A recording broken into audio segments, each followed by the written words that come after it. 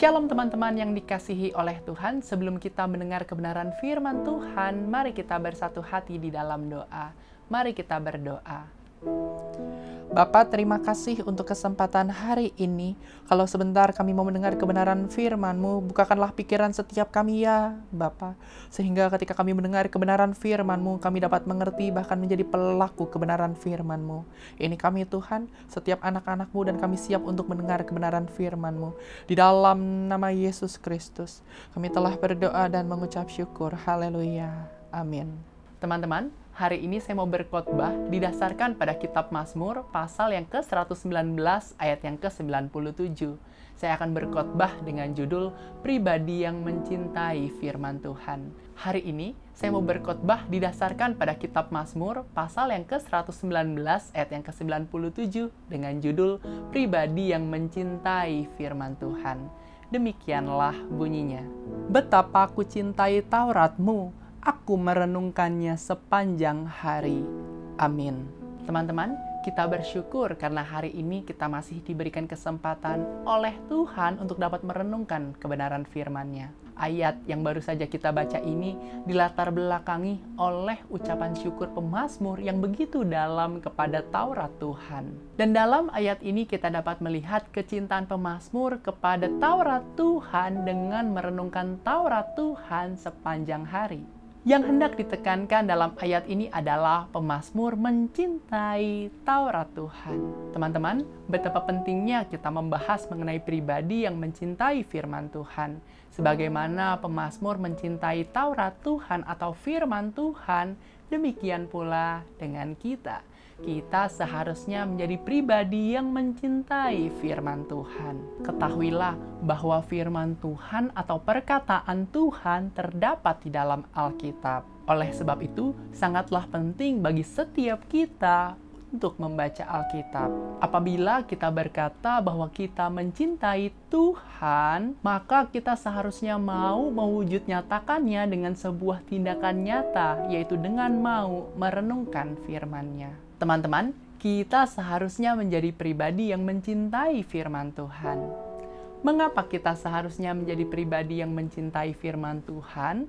Apabila kita membaca Alkitab lebih lanjut, maka kita dapat menemukan paling tidak 3 alasan mengapa kita seharusnya menjadi pribadi yang mencintai firman Tuhan. Yang pertama, karena firman Tuhan memberikan kita pengertian. Dapat kita lihat di dalam 1 Raja-Raja pasal yang ketiga, ayat yang ke-10 sampai yang ke-12. Yang kedua, karena firman Tuhan memberikan kita kekuatan.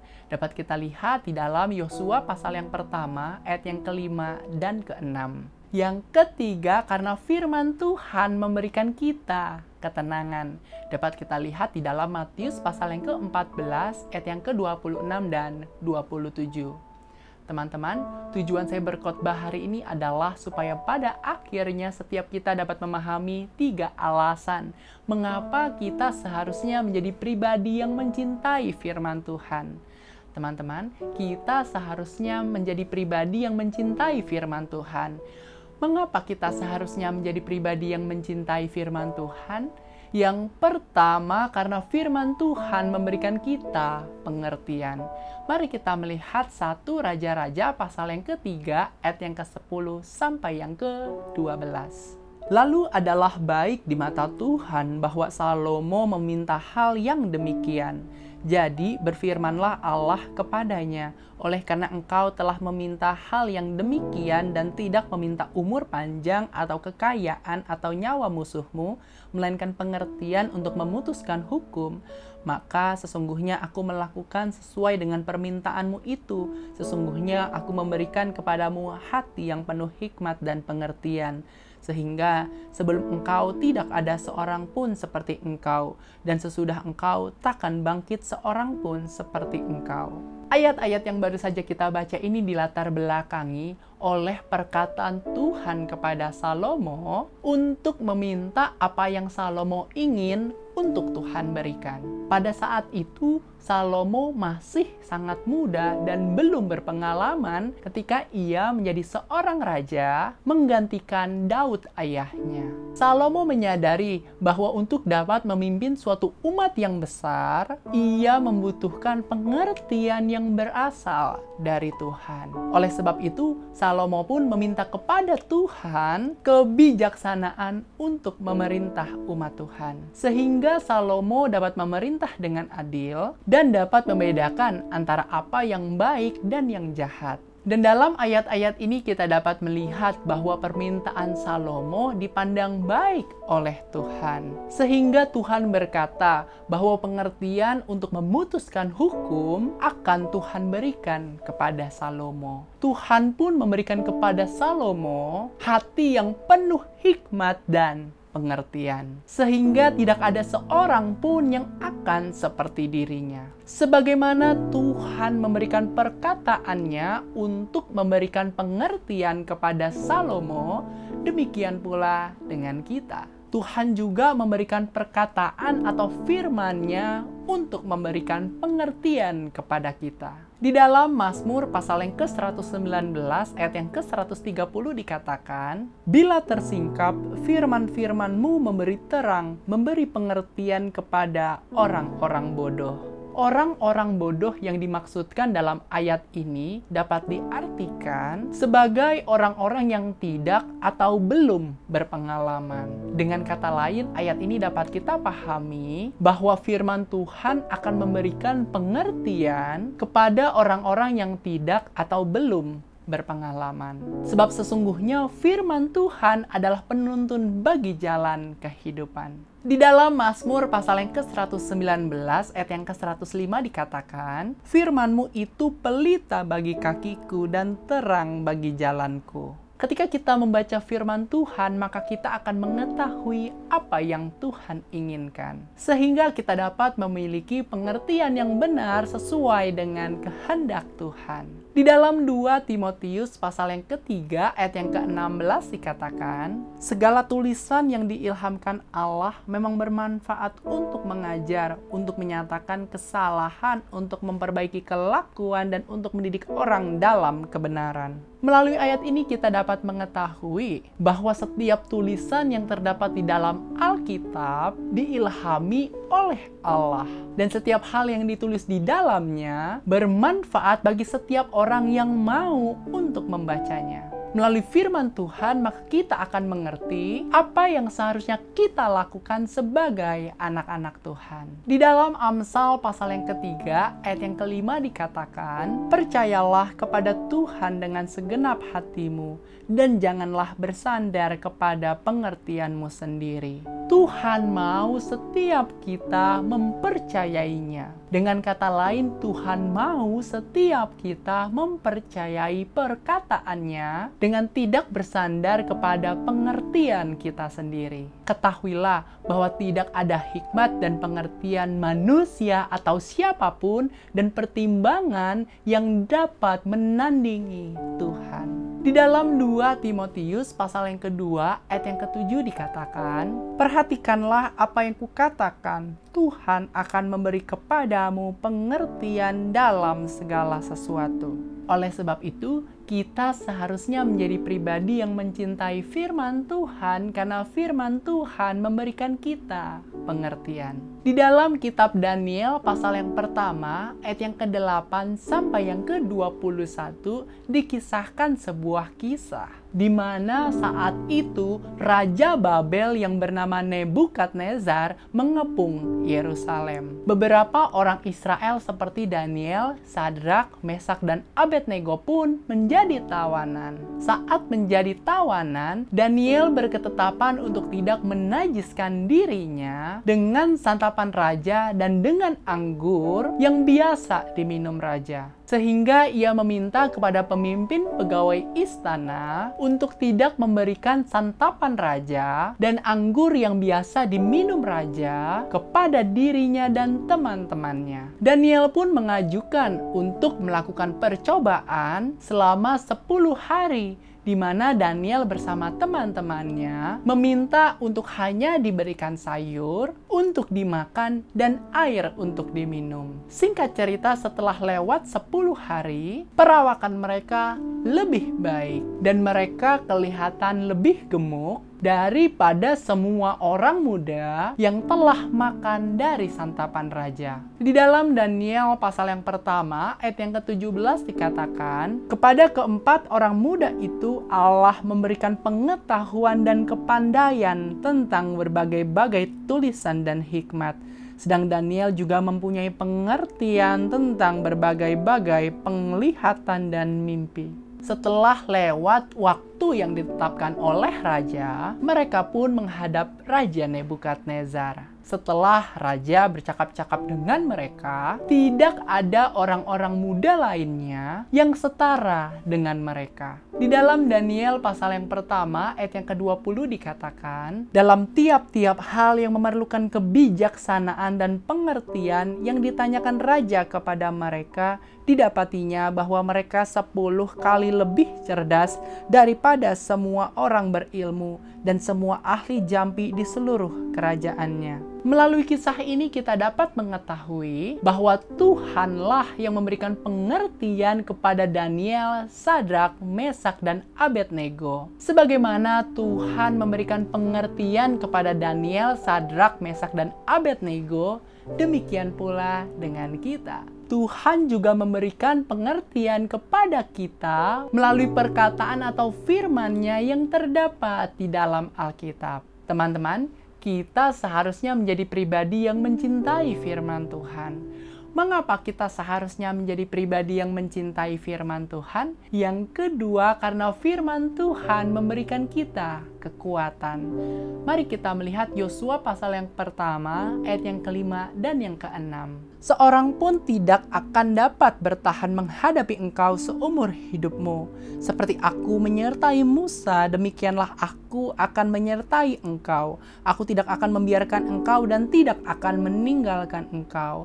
Kuatkanlah dan teguhkanlah hatimu, sebab engkaulah yang akan memimpin bangsa ini memiliki negeri yang kujanjikan dengan bersumpah kepada nenek moyang mereka untuk diberikan kepada mereka. Ayat-ayat yang baru saja kita baca ini dilatar belakangi oleh kematian Musa. Sehingga Tuhan memberikan perkataannya kepada Yosua untuk membawa umat Israel ke negeri yang telah dijanjikan oleh Tuhan kepada Musa. Dan dalam ayat-ayat ini kita dapat melihat perkataan Tuhan kepada Yosua bahwa tidak ada seorang pun yang dapat mengalahkan Yosua. Sebagaimana Tuhan menyertai Musa, demikian pula Tuhan akan menyertai Yosua. Tuhan tidak akan membiarkan ataupun meninggalkan Yosua. Tuhan pun memberikan perkataannya supaya Yosua menjadi pribadi yang kuat, sebab ia akan memimpin umat Israel ke negeri yang telah dijanjikan oleh Tuhan. Sebagaimana Tuhan memberikan perkataannya untuk memberikan kekuatan kepada Yosua, demikian pula dengan kita. Tuhan juga memberikan perkataan atau firman-Nya untuk memberikan kekuatan kepada kita. Di dalam Yesaya pasal yang ke-40 ayat yang ke-29 dikatakan, Dia memberi kekuatan kepada yang lelah dan menambah semangat kepada yang tiada berdaya. Melalui ayat ini kita dapat mengetahui bahwa Tuhan adalah pribadi yang memberikan kekuatan kepada setiap orang yang lemah dan tiada berdaya. Di dalam Ibrani pasal yang keempat ayat yang ke-12 dikatakan, sebab firman Allah hidup dan kuat dan lebih tajam daripada pedang bermata dua manapun. Ia menusuk amat dalam sampai memisahkan jiwa dan roh, sendi-sendi dan sumsum. Ia sanggup membedakan pertimbangan dan pikiran hati kita. Melalui ayat ini kita dapat mengetahui bahwa perkataan atau firman Tuhan itu hidup dan kuat. Di dalam Filipi pasal yang keempat, ayat yang ke-13 dikatakan, segala perkara dapat kutanggung di dalam Dia yang memberi kekuatan kepadaku. Dengan kekuatan yang Tuhan berikan, maka kita akan dimampukan untuk dapat menghadapi segala keadaan. Melalui firman Tuhan, maka kita akan mendapatkan kekuatan sehingga kita menjadi pribadi yang kuat di dalam Tuhan. Oleh sebab itu, kita seharusnya menjadi pribadi yang mencintai firman Tuhan karena firman Tuhan memberikan kita kekuatan. Di dalam Injil Yohanes pasal yang ke-16 ayat yang ke-28 sampai yang ke-33 dikisahkan sebuah kisah di mana Yesus berkata kepada murid-muridnya bahwa ia datang dari Bapa dan datang ke dalam dunia. Yesus pun akan meninggalkan dunia dan akan pergi kepada Bapa. Kemudian murid-murid Yesus percaya bahwa Yesus datang dari Allah. Kemudian Yesus berkata kepada murid-muridnya bahwa Bapa menyertai dirinya. Di dalam Injil Yohanes pasal yang ke-16 ayat yang ke-33 dikatakan, "Semuanya itu kukatakan kepadamu supaya kamu beroleh damai sejahtera dalam aku. Dalam dunia kamu menderita penganiayaan, tetapi kuatkanlah hatimu, aku telah mengalahkan dunia." Melalui kisah ini kita dapat mengetahui bahwa Tuhan memberikan perkataannya untuk memberikan kekuatan kepada murid-muridnya. Sebagaimana Tuhan memberikan kekuatan kepada murid-muridnya, demikian pula dengan kita. Tuhan juga memberikan perkataan atau firman-Nya untuk memberikan kekuatan kepada kita. Teman-teman, kita seharusnya menjadi pribadi yang mencintai firman Tuhan. Mengapa kita seharusnya menjadi pribadi yang mencintai firman Tuhan? Yang ketiga, karena firman Tuhan memberikan kita ketenangan. Mari kita melihat Matius pasal yang ke-14 ayat yang ke-26 dan 27. Ketika murid-muridnya melihat dia berjalan di atas air, mereka terkejut dan berseru, "Itu hantu!" Lalu berteriak-teriak karena takut. Tetapi segera Yesus berkata kepada mereka, "Tenanglah, aku ini, jangan takut." Ayat-ayat yang baru saja kita baca ini dilatar belakangi oleh datangnya Yesus dengan berjalan di atas air ketika murid-muridnya sedang menghadapi badai di tengah lautan. Dan dalam ayat-ayat ini kita dapat melihat bahwa ketika murid-murid Yesus melihat Yesus berjalan di atas air, mereka pun mengalami ketakutan. Sehingga Yesus pun memberikan perkataannya kepada murid-muridnya untuk menenangkan mereka. Sebagaimana Tuhan memberikan perkataannya untuk memberikan ketenangan kepada murid-muridnya, demikian pula dengan kita. Tuhan juga memberikan perkataan atau firman-Nya untuk memberikan ketenangan kepada kita. Di dalam Mazmur pasal yang ke-62 ayat yang kedua dikatakan, "Hanya dekat Allah saja aku tenang, daripadanyalah keselamatanku." Melalui ayat ini kita dapat mengetahui bahwa Tuhan adalah pribadi yang memberikan ketenangan. Oleh sebab itu, kita seharusnya mendekat kepada Tuhan melalui firman-Nya yang terdapat di dalam Alkitab, sehingga kita menjadi pribadi yang mendapatkan ketenangan. Di dalam Amsal pasal yang ke-14 ayat yang ke-30 dikatakan, "Hati yang tenang menyegarkan tubuh, tetapi iri hati membusukkan tulang." Dengan kata lain, ketenangan akan memberikan kesehatan kepada kita. Ketika kita menyadari kebenaran ini, maka kita seharusnya menjadi pribadi yang terus-menerus memiliki kehausan akan firman Tuhan. Semakin kita membaca firman Tuhan, maka kita akan mendapatkan ketenangan. Segala ketakutan dan segala kekhawatiran akan digantikan dengan ketenangan yang berasal dari Tuhan. Untuk menjadi tenang, yang kita perlukan bukanlah perkataan dari manusia, melainkan perkataan dari Tuhan. Sebab perkataan Tuhan sangatlah berkuasa atas hidup kita. Oleh sebab itu, kita seharusnya menjadi pribadi yang mencintai firman Tuhan karena firman Tuhan memberikan kita ketenangan. Di dalam Injil Matius pasal yang ke-11 ayat yang ke-27 sampai yang ke-29 dikisahkan sebuah kisah di mana Yesus berkata kepada orang banyak bahwa segala sesuatu telah diserahkan oleh Bapa kepada dirinya dan tidak seorang pun mengenal anak selain Bapa dan tidak seorang pun yang mengenal Bapa selain anak dan orang yang kepadanya anak itu berkenan menyatakannya. Kemudian Yesus melanjutkan perkataannya seperti yang terdapat di dalam Injil Matius pasal yang ke-11 ayat yang ke-28 dan 29. Marilah kepadaku semua yang letih lesu dan berbeban berat, aku akan memberi kelegaan kepadamu. Pikulah yang kupasang dan belajarlah padaku, karena aku lemah lembut dan rendah hati, dan jiwamu akan mendapat ketenangan. Melalui kisah ini kita dapat mengetahui bahwa Tuhan memberikan perkataannya untuk memberikan ketenangan kepada orang banyak. Sebagaimana Tuhan memberikan ketenangan kepada orang banyak, demikian pula dengan kita. Tuhan juga memberikan perkataan atau firman-Nya untuk memberikan ketenangan kepada kita. Teman-teman, demikianlah khotbah saya hari ini dengan judul Pribadi yang Mencintai Firman Tuhan, yang didasarkan pada kitab Mazmur pasal yang ke-119 ayat yang ke-97. Kita seharusnya menjadi pribadi yang mencintai firman Tuhan. Mengapa kita seharusnya menjadi pribadi yang mencintai firman Tuhan?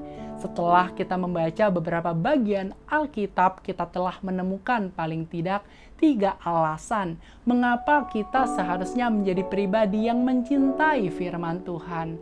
Yang pertama, karena firman Tuhan memberikan kita pengertian. Yang kedua, karena firman Tuhan memberikan kita kekuatan.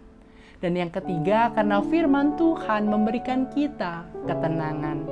Kiranya kebenaran firman Tuhan yang kita renungkan hari ini menjadi berkat dan penghiburan bagi setiap kita. Amin. Mari kita bersatu hati di dalam doa. Bapa, terima kasih untuk kesempatan hari ini, di mana kami boleh mendengar kebenaran firman-Mu ya Bapa. Kami mau menjadi pribadi yang mencintai firman-Mu ya Tuhan, karena kami menyadari bahwa melalui firman-Mu lah setiap kami mendapatkan pengertian, setiap kami mendapatkan kekuatan, bahkan setiap kami mendapatkan ketenangan. Bapa, biarlah firman-Mu selalu kami renungkan dalam kehidupan kami setiap hari, karena kami benar-benar menyadari bahwa di luar-Mu kami nggak bisa berbuat apa-apa ya Bapa. Firman-Mu kami baca bukan karena sebuah beban, melainkan karena sebuah kesadaran bahwa setiap kami membutuhkan firman-Mu ya Bapa. Ini kami setiap anak-anak-Mu, pakai kehidupan setiap kami ya Bapa, untuk menjadi pelaku kebenaran firman-Mu, sehingga perkataan kami bahwa kami mencintai-Mu, kami ikut sertakan dengan sebuah tindakan nyata, yaitu dengan mau membaca kebenaran firman-Mu. Terima kasih Bapa, terima kasih ya Yesus. Di dalam nama Yesus Kristus, kami telah berdoa dan mengucap syukur. Haleluya, amin.